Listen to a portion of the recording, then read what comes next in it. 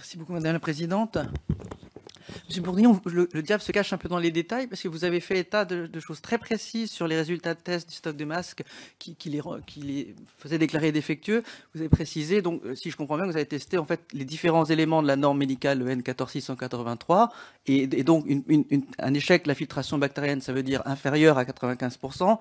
Un échec de respirabilité, ça veut dire un masque trop respirable. Et un échec de la propriété microbienne, ça veut dire qu'il est colonisé, qu'il y a plus de 30 unités, il y a plus de 30 UFC ça veut dire que c'est des masques qui ont des germes et puis qui ont perdu leur efficacité de filtration. S'ils ont perdu l'efficacité de filtration, ça veut dire que le média filtrant a perdu sa charge électrostatique ou est détérioré. Donc ce que ça veut dire, c'est que ça a été entreposé dans des très mauvaises conditions. Et s'il y a une colonisation microbienne, c'est quoi? C'est des champignons, c'est des bactéries, c'est des virus. Parce que ça veut dire qu'il y a un énorme problème logistique derrière. Ça veut dire que c'était stock, ils ont été entretenus, ça a été entreposé n'importe comment.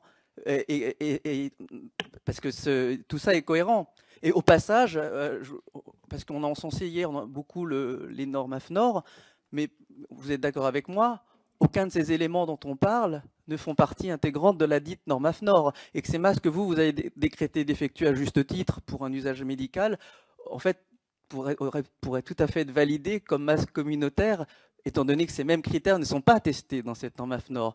Et alors qu'on a dit qu'on avait sauvé une partie des masques d'incinération, disant que finalement ils vont être utiles à quelque chose, est-ce qu'on a dit qu'ils étaient utiles sur les mêmes critères que vous appliquiez de cette même norme médicale ou d'une norme plus tolérante en se disant qu'on pourrait donner à la population générale des masques d'une efficacité douteuse? Aucune de ces normes en vigueur, du reste, ne teste la filtration des virions, des virus qui sont de taille inférieure à ce qui est ou dans la norme médicale ou la norme sur les EPI pour les masques dits FFP1, FFP2, FFP3.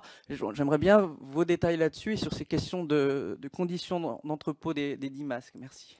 La question sur les masques AFNOR et sur la question des entrepôts. Alors, c'est pas que la norme AFNOR, c'est la norme européenne. Hein. Donc, il y a deux normes qui ont été analysées.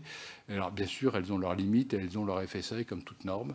Hein. Et donc, quand vous êtes en dessous, vous êtes en dessous. Mais voilà. Mais enfin, quand vous avez des normes bactériennes ou de respirabilité qui sont pas bonnes, c'est quand même très compliqué de promouvoir ces masques.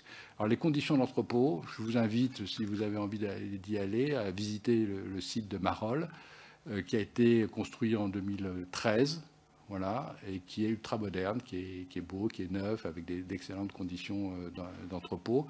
Il y a eu de la contamination, il y a eu des champignons, hein, ça m'a été dit, mais je pense que c'était de la période d'avant, c'est-à-dire, je ne sais pas où ils existaient. C'est pour ça qu'ils filtraient plus, c'est qu'ils avaient été humidifiés, ils ont perdu leur charge. Voilà, et donc ils ont perdu leur composante électrostatique, hein, très, très clairement, et donc ils n'étaient pas efficaces.